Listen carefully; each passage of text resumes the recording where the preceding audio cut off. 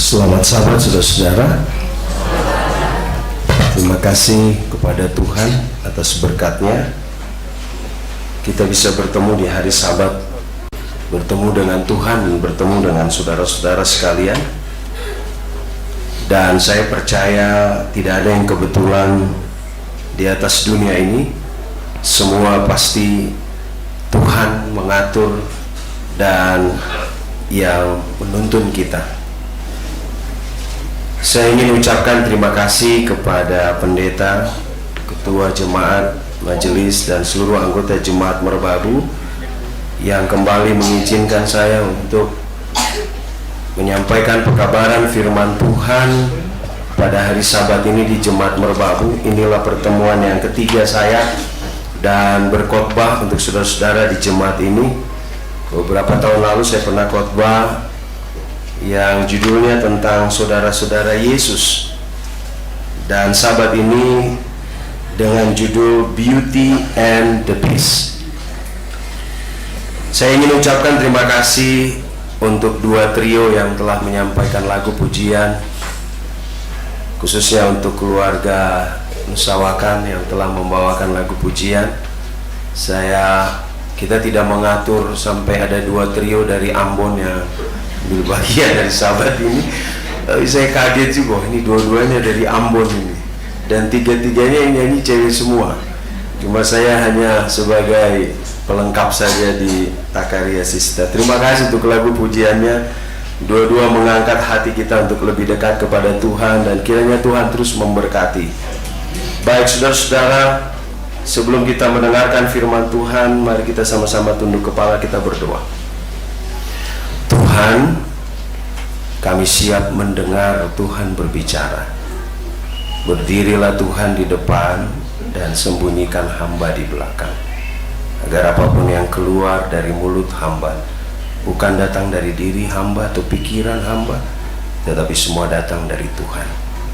Berkati seluruh umat Tuhan yang hadir, malaikat-Mu bersama-sama di ruangan ini, agar tidak ada kuasa kegelapan yang hadir dan mengganggu konsentrasi kami. Di dalam nama Yesus kami berdoa, amin.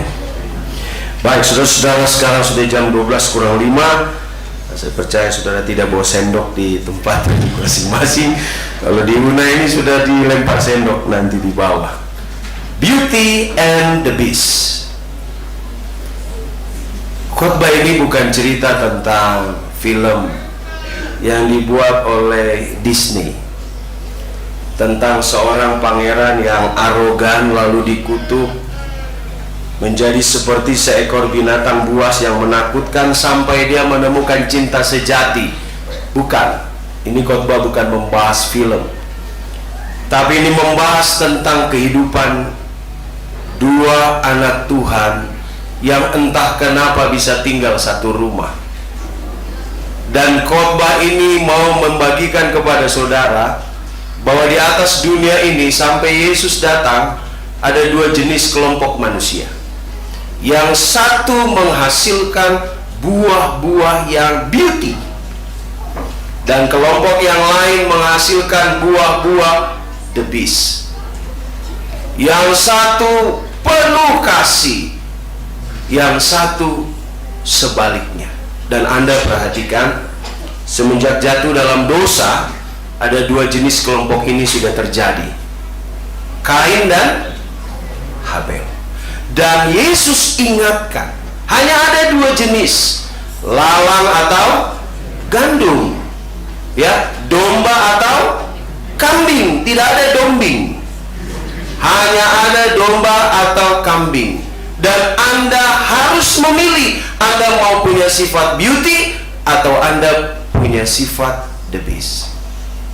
Cerita ini adalah cerita tentang Nabal dan Abigail.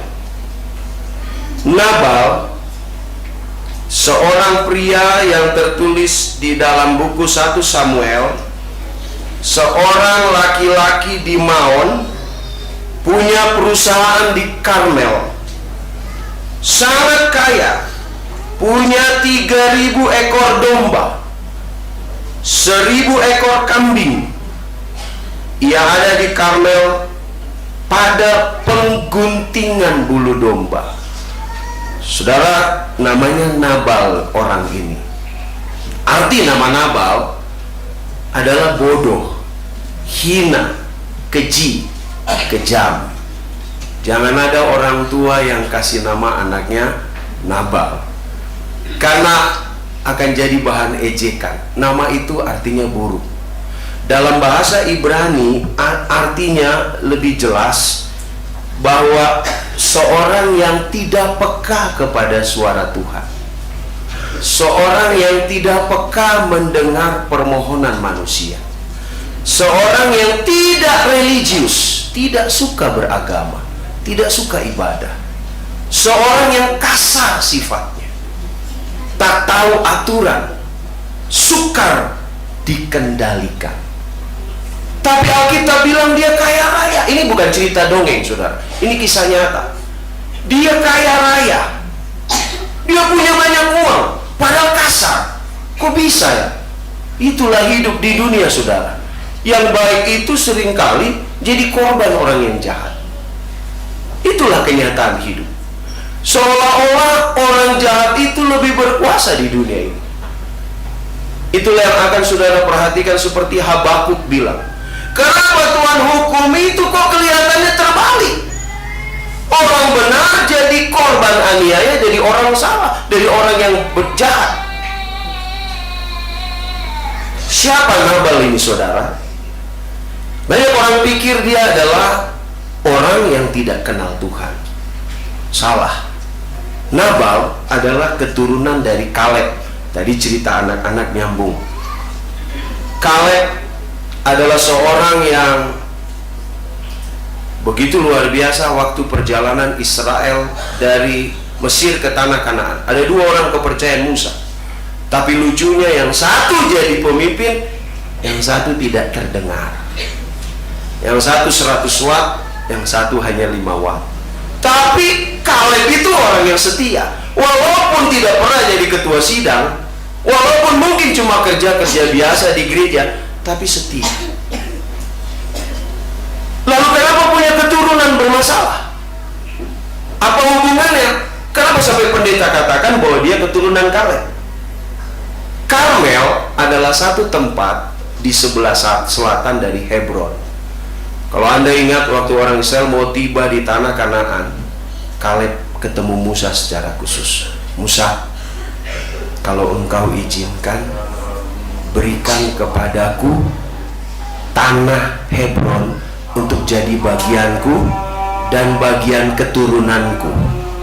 Musa bilang, oh, perjalanan masih banyak orang Kanaan harus kita bantai. Gak usah khawatir, Musa, saya akan ikut berperang sampai tuntas. Musa lihat komitmen Kaleb, lalu Musa katakan, aku berikan tanah itu buat kamu. Tapi kenapa ada seorang yang begitu tidak baik dari keturunan Kaleb? Kenapa ia tidak mewariskan sikap-sikap teladan dari Kaleb? Inilah pelajaran buat Anda dan saya. Tidak selamanya seorang pendeta yang sukses dalam pekerjaan Tuhan tidak selamanya punya anak yang takut akan Tuhan. Tidak selamanya Anda setia dalam pekerjaan Tuhan. Ternyata anak itu tidak setia kepada Tuhan. Kenapa, saudara? Karena setiap orang setelah dewasa, dia memilih jalan hidupnya masing-masing. Jadi kalau ada di dalam gereja ini yang masih sampai hari ini sedih, saudara sudah ajarkan kebenaran buat anak saudara. Saudara sudah ajarkan yang setia, yang benar, yang takut akan Tuhan. Tapi dia kok menyimpang, pendeta? Jangan pernah salahkan Tuhan. Karena manusia punya pilihan masing-masing. Dan Kaleb memilih bukan mengikuti teladan yang baik. Nabal memilih bukan mengikuti teladan baik dari Kaleb, tetapi dia memilih untuk sebaliknya. Jadi jangan kecewa. Dan saya ingatkan, tugas kita adalah terus menasihati anak-anak kita. Sikap dari Nabal, tiap hari, tiap jam hanya duit. Bangun pagi duit, makan pikirannya duit, kerja ingatnya duit, sama duit. Sampai-sampai uang recehan pun dihitung. Hati-hati saudara yang pelit, yang pikiran tiap hari sama duit. Hati-hati. Saudara sudah mulai menunjukkan sikap-sikap seperti Nabal. Hati-hati suami-suami yang hitung-hitungan sama istri. Hati-hati ini, yang sampai jadi Nabal. Dia tiap hari sukanya hanya nikmati hidup. Pokoknya hidup ini harus happy, harus senang. Pesta pora lah, mabuk-mabukan tiap malam. Bayangkan, dia punya duit tapi dia habiskan hanya untuk uang, hanya untuk mabuk, karena untuk kesenangan diri. Apakah ini hanya terjadi kepada orang dunia? Tidak. Ada juga yang mengaku umat Allah hidup seperti ini. Kadang-kadang pekerjaan Tuhan butuh pertolongan, kita harus hitung-hitungan. Tapi kalau untuk kesenangan diri, waduh, mereka royal minta ampun. Itu sifat, hati-hati, bisa menuntun kepada sifat Nabal. Tapi entah bagaimana saudara, dia punya istri yang cantik. Saudara, arti nama Abigail itu bijak. Dia cantik dan pandai. Biasanya tidak semua wanita punya ini, tiga ini, saudara. Ada yang cantik tapi kurang bijak. Ada yang cantik sempurna, mohon maaf, tapi agak lemot, agak oon dia. Tapi kalau penampilan, waduh, luar biasa saudara. Ya, kasih gaji sama suami baru 5 hari sudah habis. Tapi ini Abigail tidak. Dia bijak, dia cantik, dia pandai. Dan arti nama Abigail adalah sukacita ayah. Lalu kenapa dia bisa menikah dengan Nabal? Saya baca komentator dari pulpit, dikatakan kemungkinan besar dia dijodohi sama orang tuanya untuk menikah dengan Nabal yang kaya.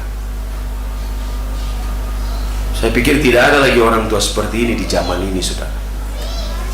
Kalau ada orang tua seperti ini jodoh-jodohin anaknya sama orang seperti Nabal, orang tua itu mirip Nabal sebenarnya.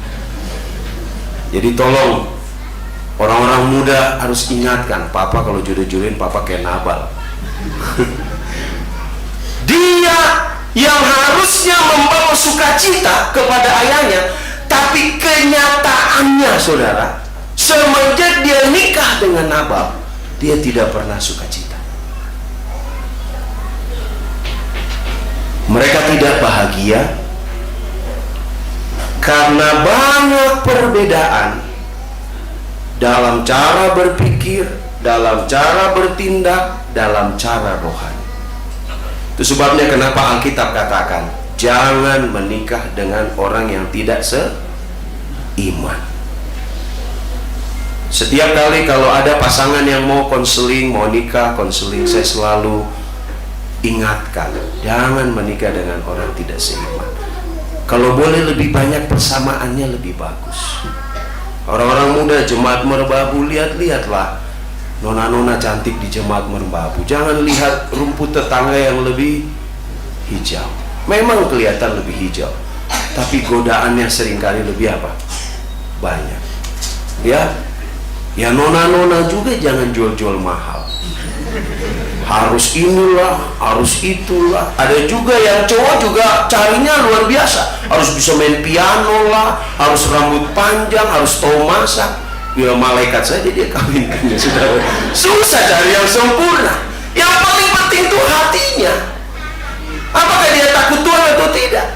Kalau dia takut Tuhan, dia hormat orang tua, itu sudah salah satu kunci. Nyonya Wai tulis, dia tidak hidup bahagia.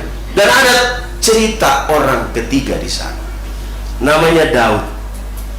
Daud dalam cerita ini sedang menunggu-nunggu kapan saya duduk gantikan Saul. Padahal dia sudah diurapi. Kalau saudara baca ke belakang sedikit dari buku 1 Samuel, Daud itu sudah diurapi, tapi dia itu orang yang sabar. Dia tidak mau turunkan itu Saul. Kalau orang sekarang saudara, belum waktunya turun, dia paksa turun. Kalau Daud tidak, jangan. Saya tunggu sajalah waktu Tuhan. Dia tunggu waktu Tuhan. Tapi karena si Saul tidak turun-turun, saudaraku, apa yang terjadi? Dia akhirnya melanglang buana, tinggal dari satu daerah ke daerah lain, sampai akhirnya dia tiba di Karmel. Tunggu di sana. Dan jangan lupa, Daud ini orang yang suka berperang, selalu menang, gak pernah kalah. Pada waktu dia di Karmel, dia tiba di sana, dan pada satu hari khusus dia suruh beberapa anak buahnya pergi untuk datang kepada Nabal meminta bantuan. Pertanyaan saudara, ngapain Daud minta bantuan? Dia punya kuasa kok, dia tinggal ambil saja domba-domba Nabal yang ada dekat-dekat dia. Atau apakah dia tidak mampu membiayai dirinya sendiri? Saudara, kita tahu bahwa Daud itu pelarian, dia tidak punya uang. Itu sebabnya Daud juga tidak mau melanggar aturan Taurat, main semena-mena, tidak. Dia sudah diurapi, dia harus lakukan apa yang benar. Itu sebabnya dengan sikap hormat dia pergi memohon kepada Nabal. Kenapa dia minta bantuan? Karena saudara, beberapa bulan, beberapa tahun di situ, ternyata keberadaan Daud membuat Nabal terberkati. Tidak ada perampok yang berani ambil domba dan kambingnya Nabal, karena orang Daud jago berperang. Dan semua orang hidup tenang di kota Karmel itu. Jadi sudah sewajarnya, karena keberadaan Daud membawa kenyamanan, Daud berpikir, saya coba mintalah sedikit bantuan untuk makan, saya punya anak buah. Dan saudara, kenapa Daud minta kemurahan Nabal? Karena Musa sudah tulis dalam buku Taurat, hai orang-orang kaya, kalau engkau menuai kebunmu, kamu menuai pohon-pohonmu yang berbuah, jangan habisi semuanya untuk kamu. Kalau ada pohonmu yang berbuah, buah pertama kasih buat Tuhan, buah kedua ambil buat kamu, buah ketiga biarin itu di pohon, orang-orang miskin yang ambil. Musa juga tulis, kalau kamu menuai kebun ladangmu dengan gandummu yang sudah begitu menguning, nggak boleh habisin semua, biarin pinggir-pinggir itu nggak usah diambil. Kenapa? Nanti itu buat orang miskin. Jadi Musa sudah tulis. Lalu Musa juga bilang, kalau ada orang susah di sekitarmu, orang Israel, harus perhatikan. Ini nasihat bukan hanya buat orang Israel, saudara, buat saudara dan saya. Kalau buah saudara di rumah tumbuh, bagi-bagi buat tetangga saudara, jangan saudara habisin sendiri. Ketika saudara berbagi, saudara sedang memantulkan Tuhan bagi mereka. Amin. Ya, ketika saudara peka terhadap orang lain, itulah kekristenan itu. Kekristenan itu bukan sekedar hari Sabat pergi gereja, bawa Alkitab, belajar sekolah sahabat, hebat khotbah, tidak. Khotbah yang paling terbaik dalam hidup saudara adalah kehidupan pribadi saudara di dalam kehidupan setiap hari yang orang lihat. Itulah yang disebut dengan the silent preacher. Saudara, Musa mengatakan itu, jadi Daud berpikir, pasti Nabal ngertilah. Dan Daud memilih waktu yang tepat, bukan waktu lagi musim kering, tidak. Kalau Anda baca Alkitab di pasal itu, Daud pilih Nabal sedang memotong bulu domba. Artinya saudara, itu musim menuai dan musim menjual bulu domba. Saya cari-cari berapa sih harganya bulu domba itu. Bulu domba itu saudara, 1 tahun bisa dipotong 2 kali. Dan 1 ekor domba bisa diambil bulunya sampai beratnya 10 kg. Dan 1 kilogram bisa seharga 70.000. Itu bulunya. Dan Anda bayangkan 700.000 1 ekor domba per 6 bulan. Kalikan berapa jumlah dombanya sih Nabal. Nabal 1 kali panen berjuta-juta, beratus-ratus juta. Itu sebabnya Daud pikir, inilah waktu yang pas untuk memohon kemurahan. Daud kirim orang-orang. Saudara tahu orang-orang Daud itu kan sadis-sadis. Tapi Daud sudah ajarkan, pergi sama Nabal. Daud latih saudara, bicara. bicara baik-baik, penuh sopan santun. Bahkan kata-kata Daud itu, Daud bilang harus hafal untuk ngomong. Karena kalau saudara baca, apa yang Daud ngomong, persislah omongan itu ke Nabal. Saudara tahu, pergilah mereka ke Nabal. Mereka bicara persis yang Daud bicara. Tapi apa reaksi Nabal? Memang Nabal ini orang kurang ajar. Nabal ini memang orang yang tidak tahu diri. Inilah kalimat Nabal. Siapa Daud itu? Saya mau tanya sama saudara sebelum kita lanjutkan ayat ini. Menurut saudara, Nabal tahu Daud atau tidak? Tahu. Kenapa Nabal tahu Daud? Tolong kasih clue buat saya. Kalau kita baca Alkitab, kita harus tarik Alkitab yang berkata, menjawab, jangan karang-karang.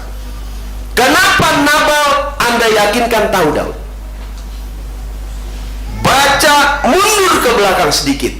Satu-satunya orang yang disorak-sorai karena membunuh begitu luar biasanya seorang raksasa adalah siapa? Daud. Seluruh Israel tahu siapa Daud. Bahkan orang Israel katakan Saul membunuh beribu-ribu, Daud membunuh berlaksa-laksa. Jadi bohong kalau Nabal tidak tahu dan berkata, siapa Daud itu? Memang dia ini kacau. Nabal ini kacau. Dan kadang-kadang ada orang-orang seperti itu di sekitar kita. Orang yang tidak punya perasaan. Orang-orang yang merasa dirinya lebih penting dari orang lain. Orang-orang yang tidak pernah mau memperhatikan keperluan orang lain.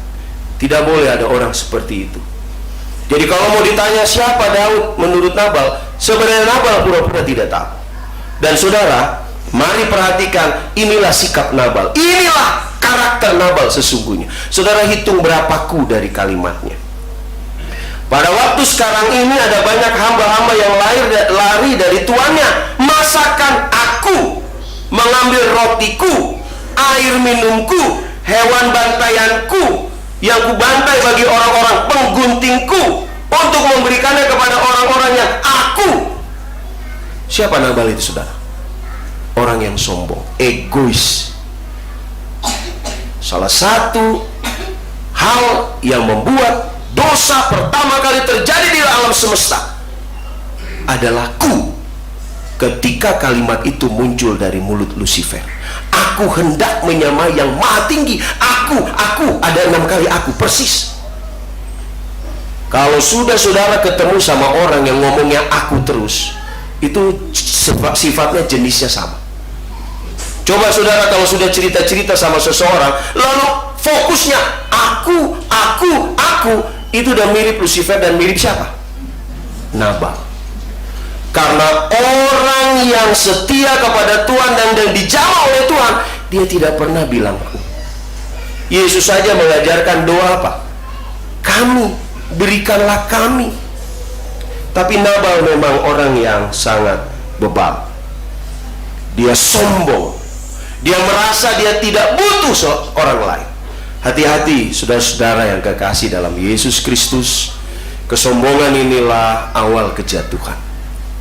Kesombongan inilah titik awal Lucifer jatuh. Mari kita buang salah satu sifat yang Yesus dalam pena inspirasi tulis lewat Ellen White. Dosa yang paling sulit diubah ketika seseorang itu sombong. Karena orang yang sombong, dia tidak butuh orang lain dan dia tidak butuh Tuhan. Dia bilang, siapa Daud? Pergi. Saudaraku, Nabal adalah orang yang menunjukkan pandangan dan kecintaan yang salah terhadap uang. Hati-hati saudara. Jika saudara diberkati Tuhan lebih dari yang lain, jangan sampai Anda salah dalam pandangan akan Tuhan. Punya uang tidak salah saudara. Saudara ada uang banyak tidak salah. Tapi ketika saudara mulai cinta akan uang dan mulai melupakan yang lain, itu sudah salah. Dia tidak mau menolong orang lain, padahal Tuhan kasih berkat buat dia. Saudaraku, hal pertama yang harus semua umat Tuhan akui di atas dunia ini adalah ketika Tuhan kasih materi, Tuhan kasih talenta, Tuhan kasih kelebihan kepada kita, itu Tuhan titip, saudara. Itu bukan milik kita. Bahkan anak kita saja Tuhan titip. Ya, gigi saudara saja Tuhan titip. Apa buktinya? Saudara lahir saja tidak ada gigi, betul? Mau mati saja gigi satu-satu apa? Tanggal. Itu Tuhan titip. Dan Tuhan bilang, aku titip karena aku akan tanyakan nanti apa yang kamu sudah buat. Dan si Nabal tidak tahu memikirkan itu. Jangan pernah kita berpikir bahwa materi, talenta yang Tuhan kasih hanya untuk memuaskan nafsu kita saja, dan kita tidak peduli buat orang lain. Jangan.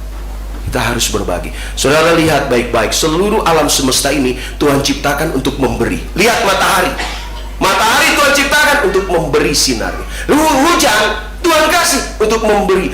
Udara untuk memberi. Pohon untuk memberi. Semua untuk memberi. Lalu kalau ada orang yang tidak mau memberi, dia berlawanan dengan hukum alam. Saudara, utusan Daud bawa pedang, saudara. Mereka cukup cabut, tebas kepala Nabal, habis. Kalau saudara baca di Alkitab, satu tentara Daud bisa membunuh 100 orang. Itu bukan cerita bohong, itu cerita benar. Satu kali Daud bilang, aku haus dan aku mau minum dari sumur yang di sana. Nah, sumur itu dipenuhi orang Filistin, saudara. Saudara tahu, 3 orang tentara Daud turun ke sumur itu. Mereka bunuh orang Filistin itu dalam jumlah ratusan. Mereka hanya ambil 1 ember air untuk Daud. Apalagi Nabal, aduh, kecil sekali.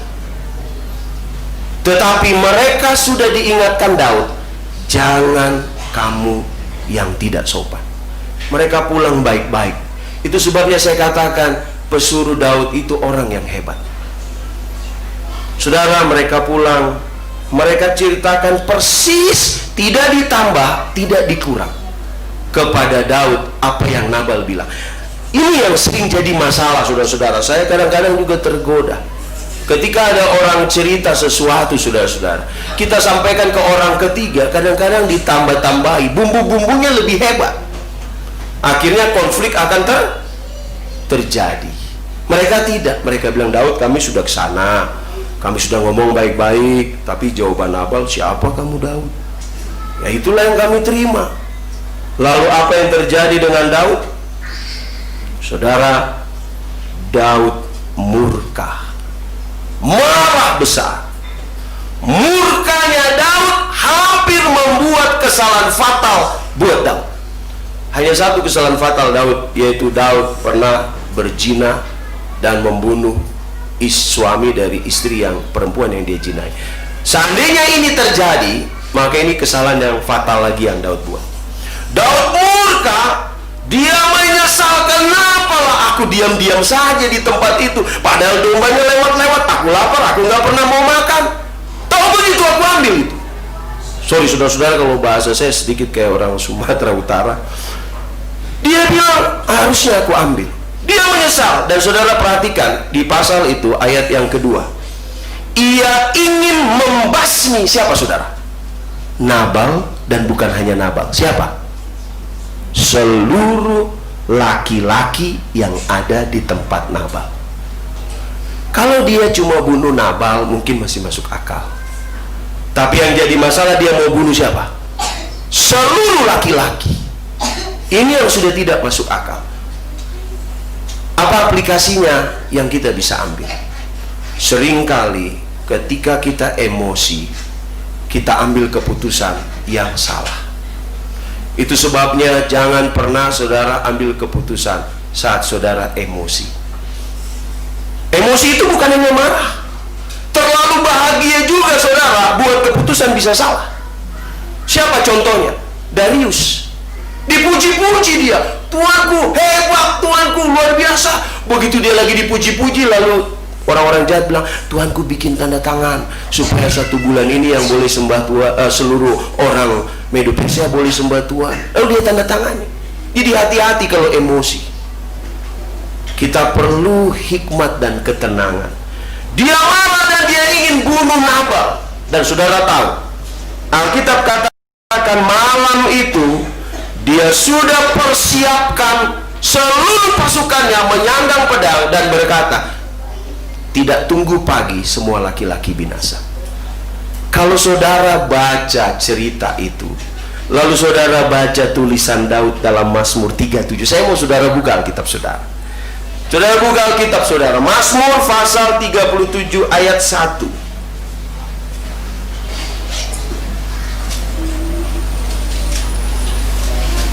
Sudah dapat, boleh katakan amin saudara.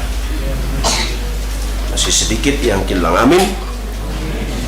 Sudah banyak, berarti saudara boleh lihat sama-sama. Lalu kita baca ayat 1 saja. Mulai 1, 2, 3. Dari Daud. Jangan marah karena orang yang berbuat jahat. Jangan iri hati kepada orang yang... Siapa yang tulis saudara? Daud. Daud yang tulis ini. Hai anak-anakku, jangan marah kalau orang bikin jahat. Ini sekarang berbalik ke Daud. Lalu apa Daud bilang? Kurang ajar, harus dipotong kepalanya. Saudaraku yang kekasih dalam Yesus, seringkali iman dan praktek dalam hidup kita tidak sejalan seperti siapa? Daud. Seringkali omongan kita tidak sesuai dengan praktek. Padahal yang harus dilihat banyak orang adalah apakah kita punya kata-kata sesuai dengan apa? Prakteknya. Dan yang sedihnya, Daud itu pimpinan saudara.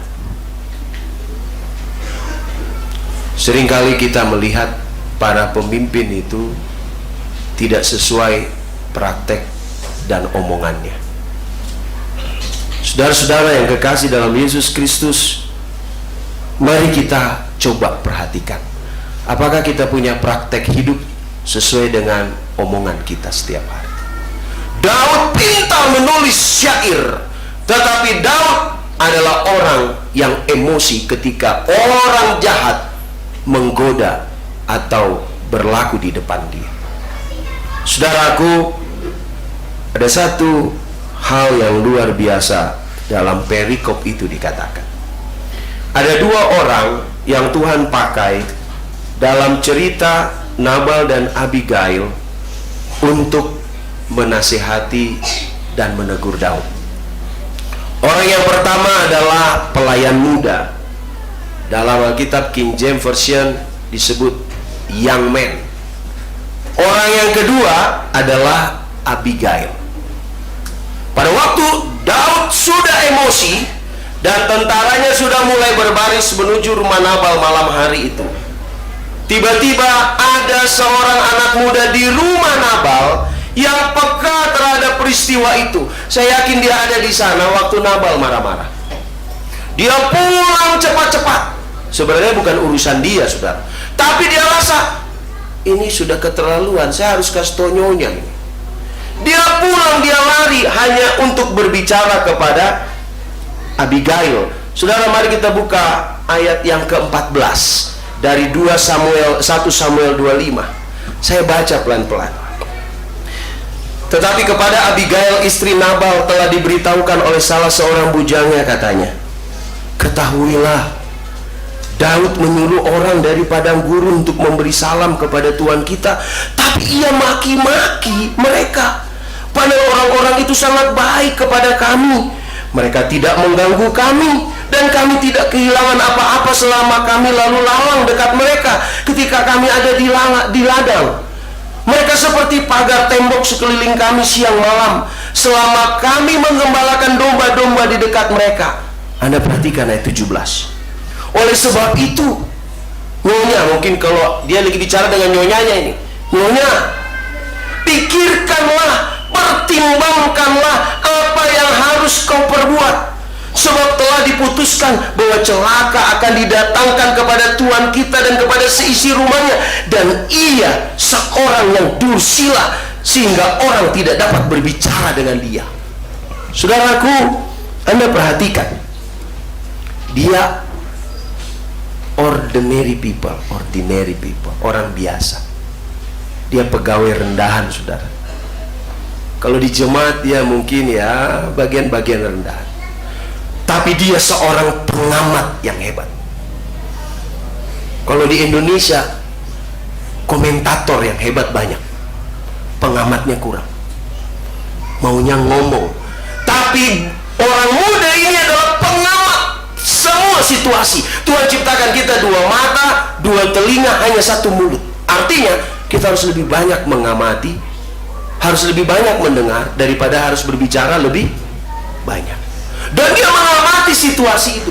Dia pengamat yang baik. Yang kedua, dia adalah penarik kesimpulan yang handal. Dia bilang, Nyonya, kalau Nyonya tidak segera bertindak, habis. Pertimbangkan, Nyonya. Yang ketiga, dia berani menyatakan yang benar sekalipun beresiko terhadap dirinya. Dia sebut Nabal itu apa? Memang itu Dursila itu suamimu itu. Mana ada budak berani bilang begitu sama Tuan. Tapi dia tahu ini waktunya untuk sampaikan kepada istrinya, ini suaminya nggak beres, orang nggak boleh ngomong sama dia. Dan dia kasih nasihat buat Abigail. Terlalu banyak, saudara, perpecahan terjadi bukan karena banyak pengamat, bukan penarik kesimpulan yang benar, tetapi banyak orang yang jadi kompor di sekitar kita. Bukan membawa damai, malah membawa apa? Masalah. Tapi lihat anak muda ini, dia sangat berhati-hati. Dia berani berkata yang benar di atas yang benar. Dan orang kedua yang Tuhan pakai untuk menjadi penolong malam itu adalah Abigail.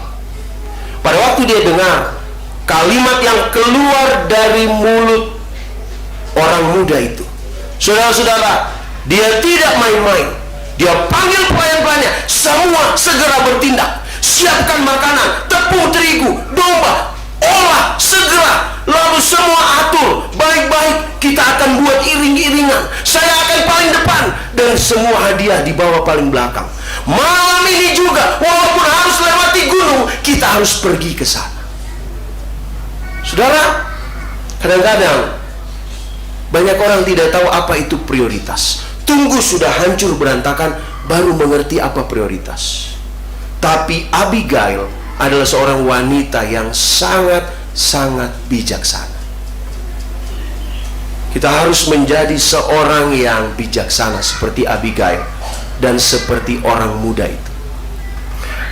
Mari kita lihat ayat 18, saudaraku. Segeralah, kalimat di situ tulis apa katanya? Segeralah. Apa arti kata segera, saudara? Itu bukan main-main. Para ibu yang saya kasih dalam Tuhan, kita harus lebih memperhatikan hal prioritas kita dalam rumah tangga daripada hal-hal yang bukan prioritas. Nonton drama Korea penting, tapi ada hal yang lebih prioritas yang harus kita perhatikan di sana. Keselamatan anak-anak kita, kerohanian anak-anak kita, kesehatan suami dan anak-anak kita, menyediakan makanan buat mereka penting. Dan terlebih kalau ada masalah di rumah tangga, ibu segeralah ambil sikap yang tepat. Dia anggap ini bukan main-main. Lalu saudara tahu setelah semua makanan disiapkan, dia katakan, mari kita berangkat. Dan saudara, perjalanan menuju ke tempat Daud itu resikonya banyak. Bisa bertemu binatang buas, bisa bertemu perampok. Tapi Abigail katakan, kita jalan. Inilah yang dibutuhkan dari kehidupan seorang umat Tuhan.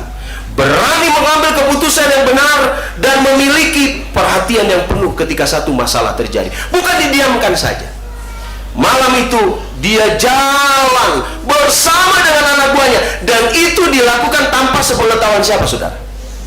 Nabal. Saudara tahu Nabal lagi bikin apa, saudara? Pesta pora. Dia tidak bicara, dia berangkat, dia pergi. Dan mari kita perhatikan ayat yang ke-23 sampai 24. Ketika dia hendak mendekati Daud, semua perhatikan. Ketika Abigail melihat Daud, Segeralah ia turun dari atas keledainya, lalu sujud menyembah di depan Daud dengan mukanya sampai ke tanah. Siapa Abigail? Nyonya besar, saudara, orang kaya di Karmel. Orang nomor satu terkaya di Karmel adalah Nabal. Dia istri pembesar, tapi dia tidak merasa bahwa saya orang kaya, Daud yang harus hormat sama saya. Tidak. Dia turun, dia sembah. Dia tahu keselamatan suami dan anak saya dengan seluruh budak-budak saya ada di tangan saya. Saya harus rendah hati. Saudara tahu kenapa banyak masalah tidak selesai-selesai? Karena kurang kerendahan hati.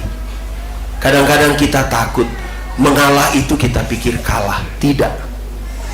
Kadang-kadang kita perlu mengalah. Mengalah bukan berarti kalah. Mengalah itu melakukan apa yang Yesus katakan.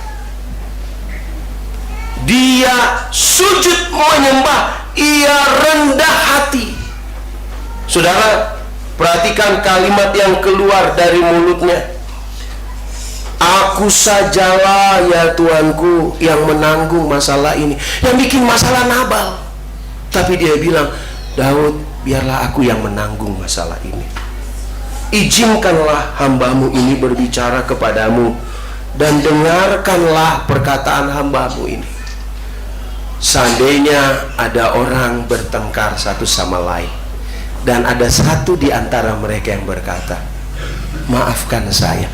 Kata maaf itu, saya percaya akan membuat pihak yang lawannya akan luluh. Tapi kenapa masalah tidak selesai? Karena kita gengsi untuk bilang apa? Maaf. Kenapa ada kakak beradik tidak bicara bertahun-tahun? Kenapa ada anggota gereja tidak bicara bertahun-tahun? Kenapa ada banyak orang yang tidak berdamai? Karena takut untuk mengalah. Ini rahasianya, saudara. Kita harus berani untuk rendah hati. Khotbah Yesus di atas bukit sebelum saudara siap mati jadi martir. Matius 5 ayat 12. Berbahagialah orang yang dianiaya karena aku. Saudara lihat Matius 5 ayat 3 dimulai dengan kalimat apa? Berbahagialah orang yang miskin. Apa miskin, saudara? Orang yang rendah hati, yang Tuhan, siapalah aku ini Tuhan. Saudara tidak akan berani mati untuk Tuhan kalau saudara tidak rendah hati. Saudara tidak akan bisa menjadi suci hati kalau saudara tidak rendah hati. Saudara tidak akan bisa menjadi pembawa damai kalau tidak dimulai dari kerendahan hati. Dan Abigail mengajarkan kepada saya bahwa saya harus mengalah, harus rendah hati dalam kehidupan ini. Dia bukan hanya rendah hati di depan Daud. Dia katakan ayat 25-26, saudara lihat baik-baik. Janganlah kiranya Tuanku mengindahkan Nabal, orang dursila itu. Dia ikuti nasihat orang muda itu. Dia katakan, suamiku itu Daud orang dursila. Dia katakan, sebab seperti namanya demikianlah ia. Nabal namanya dan bebal orangnya. Tetapi aku hambamu ini tidak melihat orang-orang yang Tuanku suruh. Oleh sebab itu Tuanku, demi Tuhan yang hidup dan demi hidupmu yang dicegah Tuhan daripada melakukan hutang darah dan daripada bertindak sendiri dalam mencari keadilan, biarlah menjadi sama seperti Nabal musuhmu dan orang yang bermaksud jahat terhadap engkau. Saudara, dia tegur Daud, tapi dia tegur Daud dalam bungkusan kalimat yang penuh hikmat dan bijaksana. Dia katakan, Daud, buat apa Daud tanganmu yang suci itu harus kau kotori hanya membunuh Nabal? Terlalu suci engkau itu. Saudara, lihat, dia rendah hati, dia tahu apa prioritas, dan di saat yang sama dia tegur Daud yang punya niat jahat. Tapi dia bungkus dengan kalimat yang begitu baik. Sama seperti Nathan ketika tegur Daud. Nathan, ada dua rakyatmu, satu kaya satu miskin. Dia begitu Daud sudah emosi, lalu Nathan bilang, engkaulah itu Daud. Kadang-kadang saudara, ketika kita mau bertemu dengan seseorang untuk menyelesaikan masalah, jangan pergi dulu lah. bertelut berdoa dulu, minta hikmat, dan sampaikan dengan bijaksana. Dan Abigail melakukan hal ini. Dan bagian berikutnya, saudara, dia setelah tegur Daud, ayat 27-28, dia minta maaf, memohon maaf. Yang salah bukan dia, saudara, tapi dia minta maaf. Sama seperti Daniel.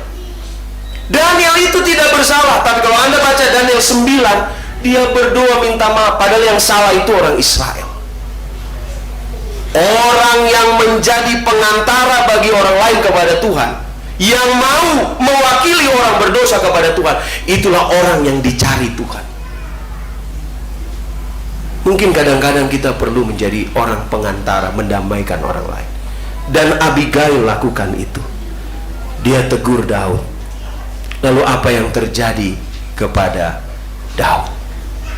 Orang yang sudah emosi, sudah murka, sudah mau berpikir semua harus dibunuh. Pada waktu teguran itu datang dengan halus, dengan bijak, dengan penuh kerendahan hati. Inilah yang Daud katakan. Ayat 32 sampai ayat 35. Di dalam ayat 32 Daud berkata, "Terpujilah Tuhan Allah Israel yang mengutus engkau menemui aku pada hari ini." Yang pertama Daud lakukan, Tuhan, terima kasih banyak. Tuhan sudah pakai seseorang untuk tegur saya. Yang kedua, di ayat yang berikutnya, terpujilah kebijakanmu, terpujilah engkau sendiri, bahwa engkau pada hari ini menahan aku daripada melakukan hutang darah dan daripada bertindak sendiri dalam mencari keadilan. Dia puji Abigail. Lalu di dalam ayat berikutnya, Daud, ayat 35, Daud menerima dari perempuan itu apa yang dibawanya untuk dia dan berkata kepadanya, "Pulanglah dengan selamat ke rumahmu. Lihatlah, aku mendengar perkataanmu dan menerima permintaanmu dengan baik." Saudara-saudaraku yang kekasih dalam Yesus Kristus, sukacita terjadi saat itu. Orang yang berniat membunuh, bahkan bukan hanya Nabal tapi seisi laki-laki yang ada di rumah Nabal, dia ditemplak oleh kalimat yang bijaksana. Dia menyadari hampir saja dia melakukan dosa yang sangat besar di hadapan Tuhan. Dia katakan, "Pulanglah Abigail, aku mendengar nasihatmu." Saudaraku yang kekasih di dalam Tuhan, ada banyak rumah tangga, ada banyak gereja, dan ada banyak masyarakat yang memerlukan orang-orang seperti pelayan muda dan Abigail. Orang-orang yang berintegritas, orang-orang yang mampu menjadi pengamat yang baik, orang-orang yang mampu menarik kesimpulan yang tepat, orang-orang yang mampu membuat prioritas utama apa yang harus dilakukan, orang-orang yang rendah hati, orang-orang yang perlu datang dipakai Tuhan untuk menjadi pembawa damai. Dan kita perlu orang-orang yang berhati tulus ada di dalam kehidupan kita. Siapa orang-orang itu, saudara? Saudara dan saya. Kita harus seperti itu. Kita harus menjadi seperti pelayan muda dan menjadi seperti Abigail. Bagaimana akhir cerita itu, saudara? Malam itu dua-dua pulang dengan sukacita. Daud pulang membawa berkat dari Abigail dan dia bahagia, "Tuhan, terima kasih saya tidak jadi bunuh orang." Dan Abigail bersama dengan hambanya pulang cerita sukacita, walaupun malam yang gelap dan menakutkan, tapi saya percaya perjalanan pulang ke rumah seperti memenangkan perang. Di dalam perjalanan mereka bilang, "Aduh Tuhan, terima kasih, masalah selesai." Tapi apa yang terjadi waktu dia sampai di rumah, saudara? Dia lihat Nabal sedang mabok. Teler dia, saudara. Nabal ini tidak tahu, sedikit aja nyawanya itu sudah melayang. Apakah istri bijaksana akan bicara saat suaminya mabuk? Tidak akan. Saudara bicara sama orang mabuk, Percuma saudara. Suruh dia tidur dulu saudara, sampai mabuknya hilang baru bicara. Saya percaya tidak ada di sini yang pemabuk atau suaminya pemabuk. Tapi kalau ada seorang yang menikah dengan seorang laki-laki pemabuk, saudara sedang hidup dalam rumah tangga yang penuh dengan masalah. Abigail bijaksana, dia tidak mau bicara malam itu. Dia simpan, dia tidur nyenyak. Pagi-pagi saat bangun sambil beres-beres rumah, Nabal sudah mulai buka mata dalam keadaan masih puyeng-puyeng sedikit saudara. Lalu Abigail bilang, Nabal, kamu tahu nggak tadi malam? Apa tuh? Tadi malam Nabal, Daud sudah bawa pedang mau menuju rumah kita dan mau membantai semua laki-laki. Ah, masa? Nabal tahu, saya datang, saya bawa apa yang dia minta. Daud pulang. Dia stroke. Saya pikir stroke-nya bukan karena cerita Daud mau membunuh. Saya pikir dia stroke karena ada hadiah yang dikasih buat siapa? Buat Daud. Karena otak dia hanya apa saudara? Di dalam otaknya itu, kenapa harus kasih? Rugi saya. Karena otaknya dia hanya pikirannya apa? Uang saja. Orang yang jahat akan mati pada waktunya. Itu sebabnya saudara-saudaraku, Alkitab katakan tidak lama setelah dia stroke, saya tidak tahu apa penyakitnya, mungkin dokter Malingkas lebih tahu. Katanya dia membatu, lalu dia apa? Mati nggak lama kemudian. Dan yang luar biasanya ini happy ending. Begitu Daud dengar Nabal mati, Daud datang lalu mempersunting siapa? Pendeta Giri sudah ajarkan gak benar. Karena pendeta Giri ini mengajarkan bahwa boleh poligami. Tidak. Saudara, saya tidak katakan itu.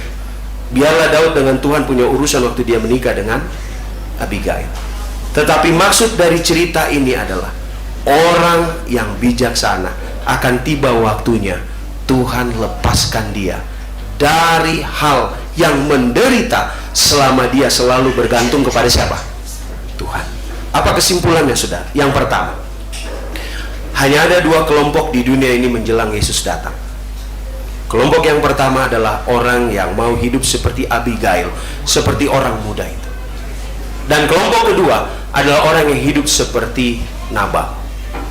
Dan saya berdoa supaya saya dan saudara adalah di kelompok orang-orang yang beauty, bukan yang the beast. Yang kedua, para orang muda yang saya kasihi, carilah pasangan hidup yang tepat.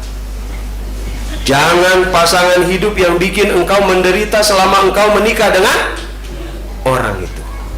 Nasihat mama, nasihat papa, nasihat pendeta, nasihat teman-teman satu sidang kadang-kadang itu penting. Jangan cinta pada pandangan pertama, ketemu lagi di tempat dugem, langsung jatuh cinta dan minta kawin. Hati-hati, perlu banyak berdoa. Dan kalau saudara ada di ruangan ini dan dengar khotbah tadi, mulai sekarang jadilah seperti Abigail. Kalau ada yang sifatnya selama ini seperti Nabal, bertobatlah sebelum menjadi membatu. Jadi cepat berubah. Yang ketiga, jangan sampai ketika kita marah, kita ambil keputusan yang bisa merugikan kita. Berdoa, tanya Tuhan. Jangan sampai ketika kita sudah putuskan, lalu kita menyesal. Kenapa saya harus lakukan itu? Ya, penyesalan selalu datang apa katanya? Karena kalau yang di awal pendaftaran. Jadi jangan sampai kita menyesal. Yang keempat, jadilah bijaksana dalam perkataan, dalam perbuatan ketika kita hadapi masalah. Dan yang terakhir, umat Tuhan yang takut akan Tuhan tuntun untuk mencapai semua kemenangan. Semoga Tuhan memberkati seluruh jemaat Merbabu dan semua tamu-tamu yang hadir. Amin.